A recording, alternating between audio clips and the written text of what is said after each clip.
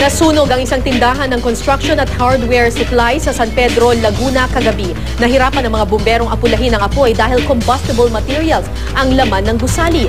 Ang katabi namang paaralan na St. Francis de Sales School, nagkansela ng klase dahil sa nangyaring insidente. May news to go si Von Aquino.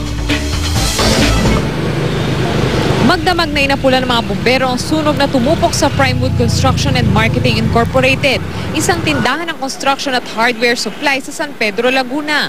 Pasado 7 ng gabi na magsimula ang sunog.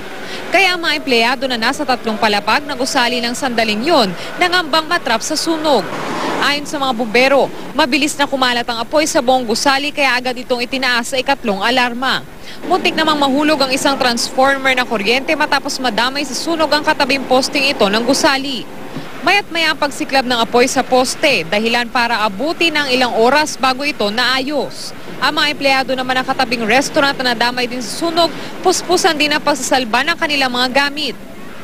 Pasado 10 na ng gabi na makontrol ng BFP ang apoy, pero magdamag nilang isinailalim sa clearing operation ng gusali.